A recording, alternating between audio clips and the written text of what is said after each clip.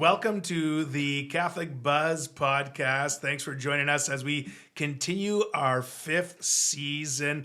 And we're off to a hot start here with season 5. My name is Father Daniele, and I'm joined by Josh Sullivan. Hello. Welcome to you, Josh. Thank you. And Matt Van Milligan. Hello. Welcome to you, Matt. Thank you. So just a few weeks ago, there was another incident, which I feel like it's like a common thing for us here on the Catholic Buzz. Catholic Buzz. We talk about the buzz in the Catholic world. Yeah. And this just seems to be one of them. Yeah. Yeah. And anytime the Pope goes on a trip, it's like, all right, let's clear the schedule for our next episode because we're going to have to talk about something. Let's figure out what he's saying on planes. That's right. what we want to talk about. That's right. And so that's exactly what happened. And okay, before we actually get into the controversy of what Pope Francis said, God bless him because he went on the longest apostolic journey of his papacy. Mm-hmm. And the man is like 87. And he's not doing well. No, he's in a wheelchair. Yep. You know, he gets pushed around in a wheelchair. And I remember, Josh, when we brought a bunch of young people to Quebec City to see the Pope when he came to Canada. He was in a wheelchair then. They were pushing him around on a wheelchair. And he had come to Canada, I think, for 5 days or 6 days. And we had seen him at Saint Anne de Beaupré, which was kind of near the end of that trip. And I was close to him. You could see that he was tired, you know. And of course, it comes over the Atlantic and transatlantic flight and all that stuff. Anyways, God bless him. He disappeared from the Vatican for 12-day trip or a 10-day trip? And he visited all these countries and everywhere he went, he brought it. He brought it. He was present. God bless him. Yeah. And if I'm not mistaken, he set the record for the largest mass ever said. They're the largest attended mass. Fact check me in the comments. Yeah. You're right, because I believe I forget what country it was, but something like 600,000 people showed up to his papal mass in a country where there's 1 million Catholics. So it's like 60% of the Catholics in the country traveled to see the Pope. Isn't that amazing? Yeah. Everyone and their brother is usually used figuratively. Yeah. But in this case. It was true. Okay, so, honestly, props to him because, look at us. If we were to go on a 10-day trip, have to speak 3 times a day, meet this person, meet that person, cross the, we'd be tired. Yeah, and I think we're living in an age right now where everything is videotaped, tweeted. We knew about his comments probably 5 minutes after he commented. Yeah. And those were coming across the live feed, and then people had all their own opinions. Within an hour, they put out their own podcasts on it or whatever the case may be. That's the world that we live in. So this is not even 50 years ago or even 20 years ago. We're living in a day and time now where information's coming right away, right? And so the people, So that causes a lot of this beautiful news we get to talk about. Exactly. And so, what was the controversy that the Pope said? Well, let's just give a little bit of context here. On September 13th, he was meeting with the Catholic Junior College, students of the Catholic Junior College in Singapore. So that's where he was. And he was giving a speech. And what is not reported in the news is that he had a prepared speech for these young people. Yeah. And sort of in classic Pope Francis fashion, he did this at World Youth Day as well. Yeah. He set aside, it was the night we all slept outside. He set aside his prepared remarks and he went off the cuff. He went off the cuff and he gave this, quite a beautiful talk about how we need to journey with people when they're down. Yeah. Remember that at the World Youth Day? Anyways, so this is one of those situations where he puts aside his prepared remarks, even says to the people, I'm going off the cuff sort of thing. I'm going to be spontaneous, I think is what and the all quote. of his aides start sweating. Exactly. Yeah. And all the cameras start recording. Yeah. So basically, he was having a dialogue with these young people, but this is what was reported of him saying, okay? He's saying, since God is a God for everyone, we are all children of God. Where was this? Sorry. At the Singapore in the Catholic Junior. He was talking to students at the Catholic Junior College. Yeah. Okay. So he says, and since God is God for everyone, we are all children of God. And then he says, but people will say, but my God is more important than yours. And then he asks, is this true? And he continued, there is only one God, and our religions, our languages, paths to reach God. Some are Sikh, some are Muslim, some are Hindu, some are Christian, but they are different paths.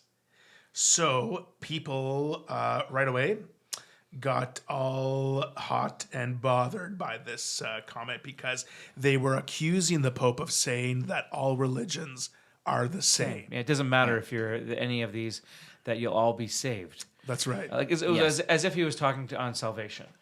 Yeah, and I think that's where the controversy emerges, or like that's what people picked up on. It was like, okay, this is really problematic. So it's just like, because the implication of that is like, if all religions are on par or have kind of equal access to God, all are equal paths to salvation. It was like, okay, what does that say about martyrdom? Yeah. What does that say? Like people who are, it was like, did they die for nothing? Did they, like, if there's another way other than Jesus, you know, what claim does Catholicism have? And like people are like really jumped on this. But I think it really is important that, you know, you look at the context of what he's saying, and at the risk of being kind of called a Pope-splainer, you know, to trying to like, you know, make excuses for Pope Francis, because, you know, that's a thing, or the internet thinks it's a thing. That the context here is that he's talking about interfaith dialogue. Yes. He's talking about, you know, how do we describe God? How do we arrive at a conversation space where we have enough mutual respect that we can start talking about the differences, and even acknowledge that there is a lot of overlap. There is a lot of there you know, there you can find you know, aspects of truth in other religions. But I think people have kind of inferred here that he's talking about salvation. That you know, all like religions are a path to salvation, which is, he doesn't say. That's not what he's talking about. But you know, when he's talking about each of us has our own capacity to describe God. Okay, we're arriving at a description that benefits our interfaith dialogue. Again, if you infer, you know, salvation there, it is controversial. But again, in the context that he's speaking, it's pretty orthodox and consistent with other. Because in this chatter with these students of this school, that's exactly kind of what he was saying. It sounds like, just because the official Vatican text of what the Pope said that day kind of says that he's having this sort of dialogue with the people that are gathered together, right? Yeah. And they had presented to him these sort of issues that they're facing, like the impact of media in their lives. Armchair critics was one of the things that these young people had Keyboard said. warriors. Yeah. And one of the things was getting along with people. I mean, you imagine, you know, sitting there in Singapore where there's all these different religions sort of represented, right? So he's talking about dialogue, interfaith dialogue. And what does that mean? And he uses this, you know, all paths, so there's many paths to receive or to discover the Lord. And so, people jumped on it. I think you're right. That's a good distinction. He wasn't talking about the path to salvation. Like, it doesn't matter what you are, you're going to be saved. He was talking about, to these young people, about being sincere in their dialogue with other people of other faiths. Yeah. And that's a big distinction. Yeah. When we're looking at what he said. Yeah, and I think too. I mean, that what he's talking about specifically is that having that respect for each faith. Meaning, because if you come into it, no, you're wrong, that just shuts down the doors right away, right? And so he's trying to talk to them about multiculturalism, but like very specifically, the way that you evangelize. If you stand on your soapbox and say you're turn or burn, you're going to hell, most of the time, and we know this through years of experience, 2,000 years of experience, that's not ever going to turn out well, mostly. If we try to force people into a certain religion, whether it be through schools or whether it be through crusades or whether we be like, that never turns out well. And so the way that we are called to evangelize is to open into dialogue, find the truth, find the similarities, so that, because truth is always going to appear when you're talking about other faiths, there are some truths in the other faith. There's some light there that is attracting other people. 1 million, 2 million, 3 million, 10 million people aren't going to be wrong about certain truths, but it's not the fullness of the truth which comes through Christ. And to varying degrees as well. I think one of the things that people kind of picked up on as controversial is that like this idea that like that all religions, worship the same God. Yeah. And it's like, well, like you can talk about that in like as a gradation. Like that's a closer description to Judaism. Yeah. Than it is to Buddhism or something like that. And it's like, and he's employing kind of good theology here. He's like this discussion or this kind of combative approach to my God is bigger or better or greater than your God. It's like, we don't believe that, God is duking it out with Zeus and in this kind of pantheon, and our God is at the top of that pantheon. Right. It's like, no, God is God. Yeah. That is like, and that's, that's part of our theological tradition that is like pretty clearly defined in the deposit of faith.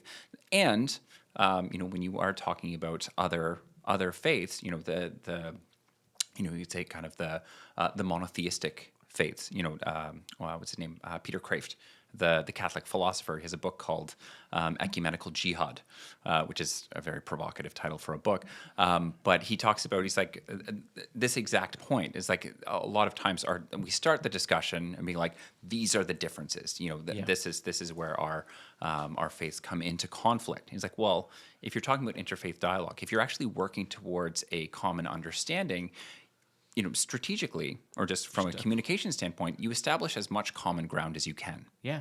In a context of mutual respect, because then when you do start talking about the differences, you're actually talking about something specific. You're making specific distinctions. You're like, okay, this is what's different between Islam and Christianity. This is different between Judaism and Christianity. And I think that goes a lot further again than what Pope Francis is saying here. This kind of combative approach to because again, if we do want to communicate the fullness of the truth, we can cover a lot more ground if we start with what we have in common and then move to differentiations. And that's the common approach, I think, for even there's interfaith dialogue, like Christians and other faiths, like Sikh and Hindu and Muslim.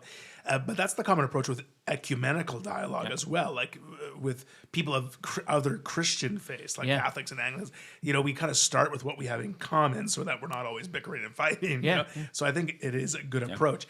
I'm glad that we're talking about this topic today because I think it's a question that even Catholics, people of goodwill, other Christians should reflect on a little bit, because I hear this a lot. I hear, well, we all believe in the same God. Yeah. People say that all the time. And even people of faith will say, well, maybe you've heard, I don't know, like, we're born in sort of white Canada, and so of course we're Christians. That's sort of where we were born, and other people who are from other countries, they're not Christian because of that's more of a territory for the Hindus or whatever. But it's just like because of our location, this is why we are what we are. But it doesn't matter because we all believe in the same God. I hear that all the time, and I think it's worth talking about that. It's one thing to talk about having dialogue, interfaith dialogue, and not being a jerk to people, like trying to find having respect, trying to find where we have things in common, right?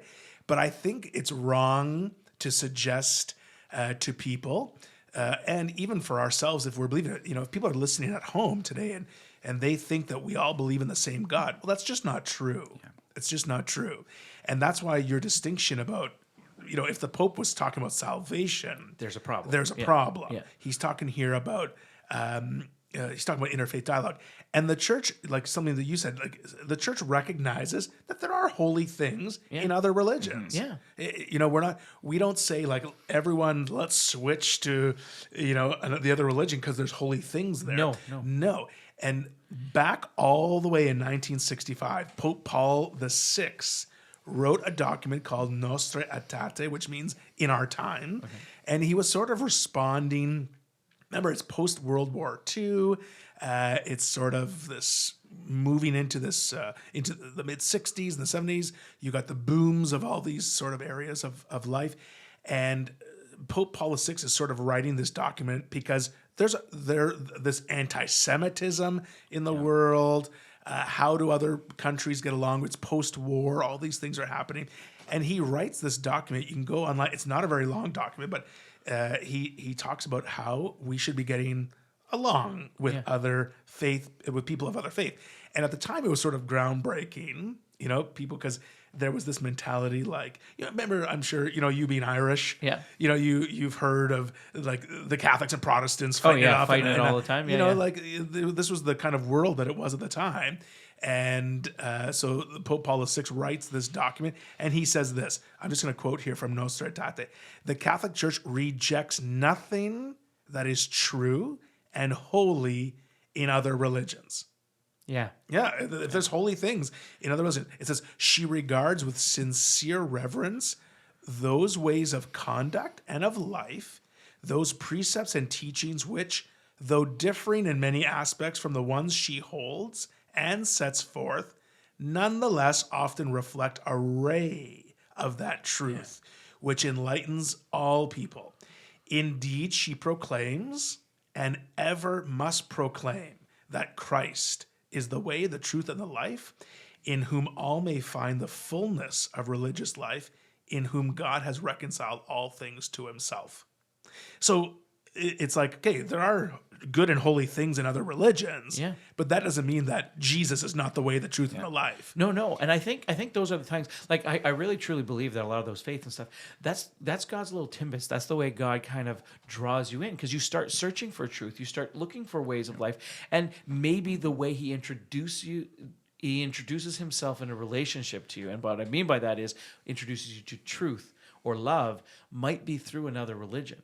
And as we keep searching, we're going to find the way, the truth, and the life, and the only way, the truth, and life. And so, but as you're searching, and I think the most, like, converts make the best Catholics. We've talked about this many times, you know what I mean? But it's because they're on that journey and they're searching for the truth. And so when they find the one God, like maybe they grew up in a multi-God system, and then they come to the one God realization through one of the monotheism gods or faiths, that really stands out to them, and that's the truth that they search for, and that keeps them searching.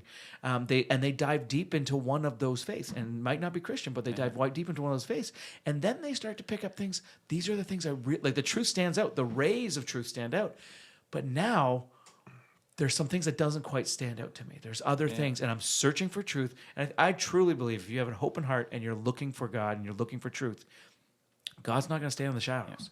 He wants you to find him. He wants you to be there. And so he's going to step out, and you're going to have those opportunities then to start battling it out. And if the very first contact, let's say you're Muslim, and you've dived into the Muslim faith because there are certain things that really attract you to it, the truths that are there really attract you to it. But then you come in and you're searching for something a little different because there's something else. It's not quite the wholeness that you're looking for. And you realize, well, maybe that's somewhere else. And you go to the Catholic Church, and they're like, oh, you're Muslim? You're going to hell. If that's your first reaction, and I think that's what the Pope's bringing up. It's like, no, a mutual respect here is because look at the things that you have in common. Oh, we have the same God. Because that's the way people are going. And they're like, wait, this part of this faith doesn't ring true to me. But this does. Oh my goodness, I am. And they start to shift their belief, and they start to realize the way, the truth, and life is through Jesus. Yeah. The Catechism of the Catholic Church, number 843, says that the truth and goodness found in other religions is a preparation for the gospel. That makes sense. So exactly what you had said. It's to prepare us for the good news of Jesus Christ. Yeah. And so exactly what you had said. Yeah, and so the obvious example there is kind of like the Protestant to Catholic, whatever. It's like if your starting point is like, okay, we both love Jesus. Yeah. Okay, you're much more prepared for a discussion about the Eucharist and maybe some of the kind of finer points of differentiation than the conflict that you were talking about, like kind of the Northern Irish tribalism, that it's like, okay, you belong to this sect and we're actually going to try and hurt each other. Like that's not a conflict about, the precise doctrine of transubstantiation. Yeah. That's a tribal conflict, or that's an identity war. But even kind of a further step, we had somebody come through our RCIA program who was raised Mormon. that it's like, okay, there's a lot of alignment there. There's a lot of truth there, but they encountered things like this doesn't jive or this doesn't fit with. And then, again, if you're open to truth, if you're honestly asking, time, process, and, good theology, they eventually were kind of received into the church. And just kind of back to the document that you cited, and just kind of generally what you're saying is like that if we interpret what Pope Francis is saying, if we apply, and we talked about this in a previous episode, kind of the hermeneutic of continuity, like how do we give Pope Francis the benefit of the doubt? How do we read this against and in line with the tradition? In the 90s, I believe, then Cardinal Joseph Ratzinger. Afterwards, Pope Benedict wrote an encyclical on. It wasn't an encyclical. It was published by the CDF, which was Congregation Doctrine of the Faith, before it was the DDF. That it was on religious pluralism. And he says, here I have, the Holy Spirit can use the truths that are present in other religions as a preparation for the fullness of the faith. The Holy Spirit can accomplish salvation. And if this came out in the age of social media, I think it would have created the same kind of stir. I said, can accomplish salvation in non-Christians through the elements of truth and goodness present in various religions, but goes on to say that these religions should not be considered paths to salvation in themselves, that they function as a preparation, that there are elements of truth within them that prepare people for that discussion. But again, the context or where that discussion kind of properly happens, requires that that starting point of mutual respect. We can stop trying to kill each other long enough to actually have a conversation. And that's Pope Benny right there. So that's like, and I mean, and I think a lot of times we have different, and we've talked about this on the show before, but we have different schools here. We have some people, as you suggested, Father, that are like, everyone believes the same thing, and that's kind of like, and I think a lot of times I'm going to say, our cultural Catholics or our people who don't want to dive into the faith too much because it might actually cause them to have to change. They like to stand on the fringe of it and be like, see, everyone's good, everyone's holy, everyone's going to heaven, everyone's, But then you have the opposite side of that, which goes and attacks every single point. Like you said, the Francis haters, but the ones who go after Pope Francis specifically because we had Pope Francis and Pope Jean Paul II. Yeah. Pope Benedict, and John Paul II beforehand, and they were so concise with their words, and they spoke so true, and so. But like you said, like that was from Pope Benedict. Yeah. That would expect that. Yeah. That would.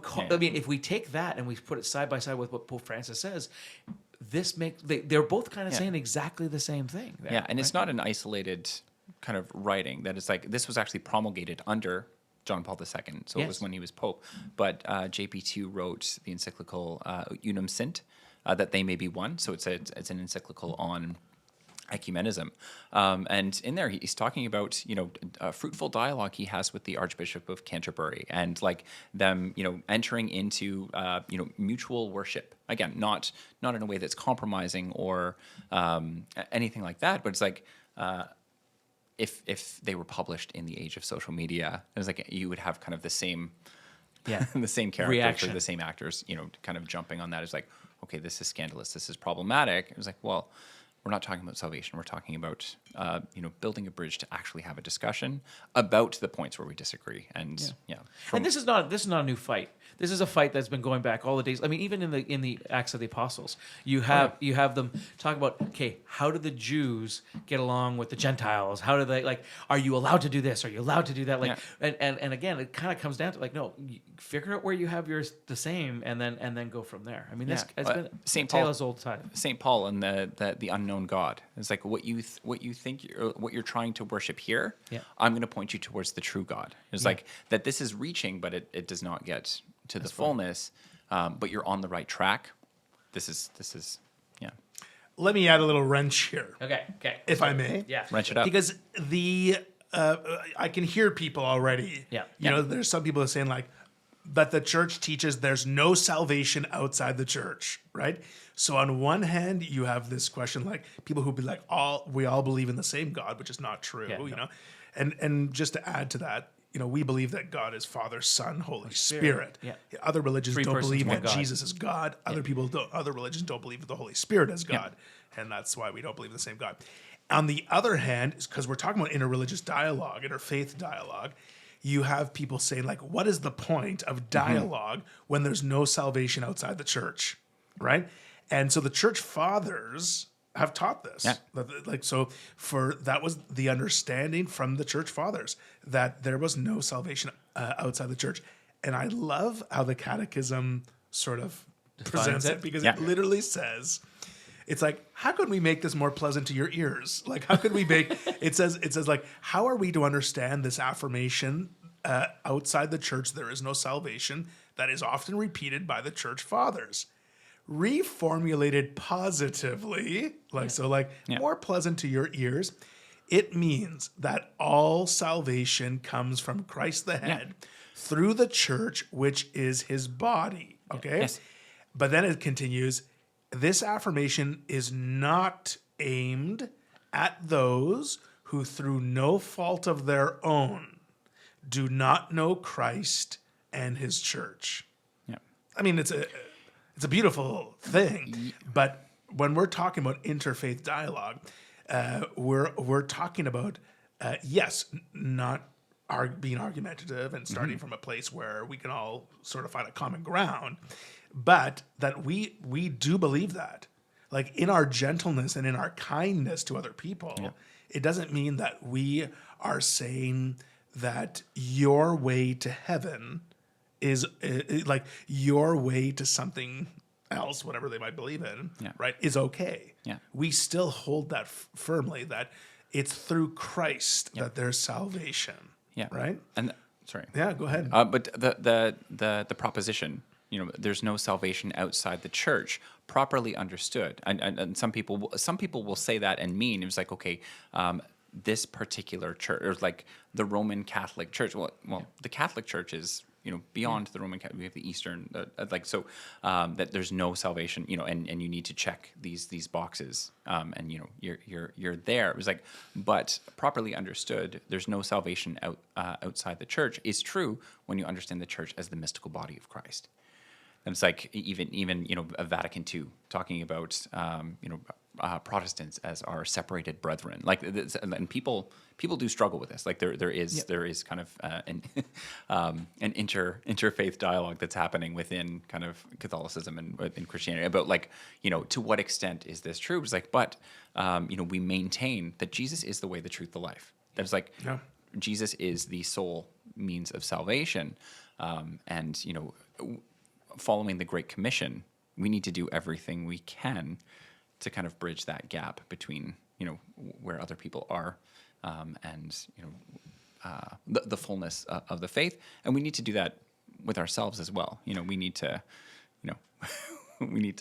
love Jesus and, live that in a way that is, compelling for people. Yeah. Like, when we have a lot of Christians that are sort of living their faith as if, like, it doesn't really matter, right?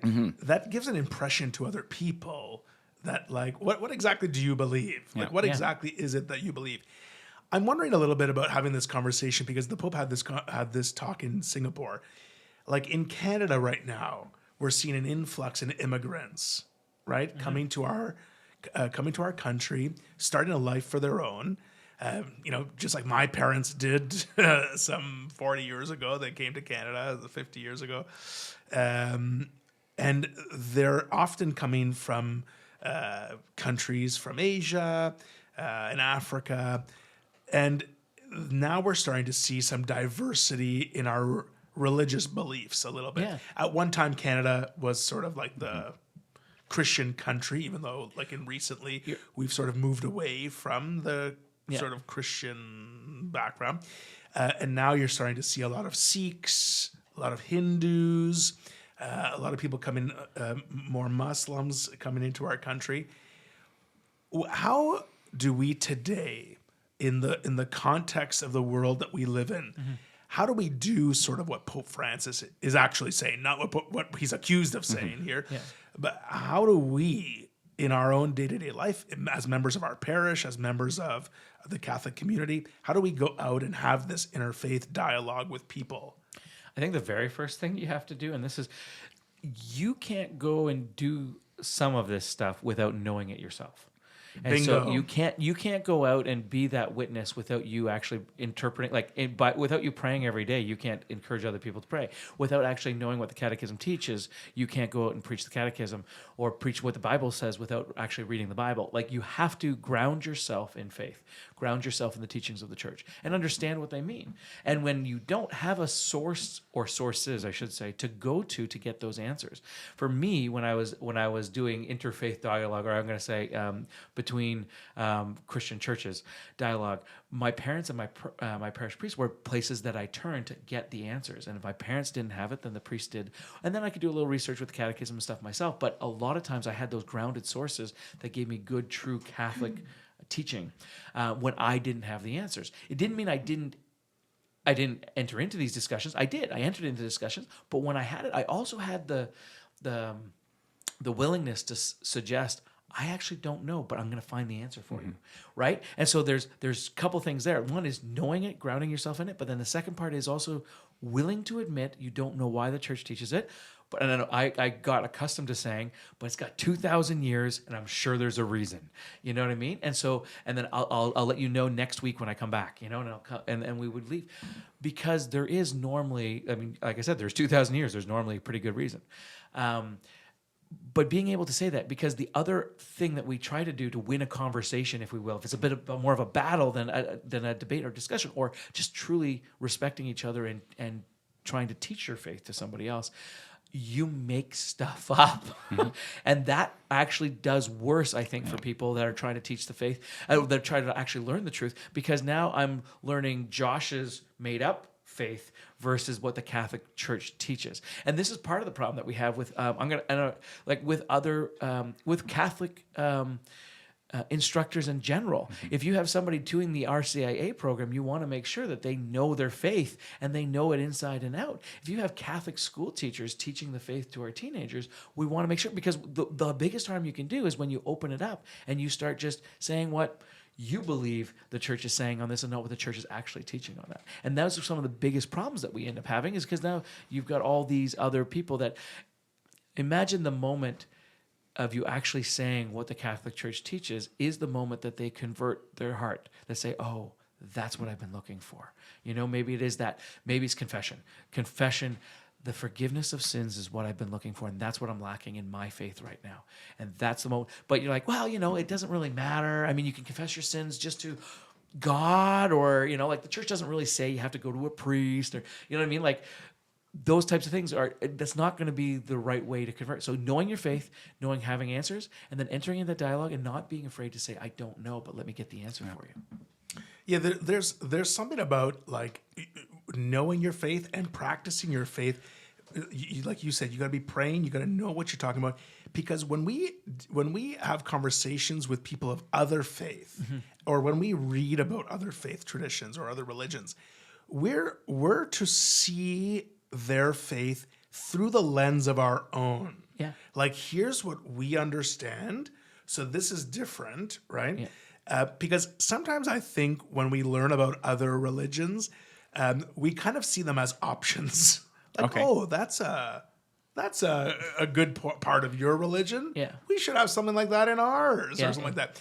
But I think true, authentic, and holy interfaith dialogue will be respectful of each other's tradition, but we have to be confident in our own. Yeah. Right. And I think when people try and be nice in interfaith religions, we're just like, okay, like, oh, that's what you guys do. Wow. That's great.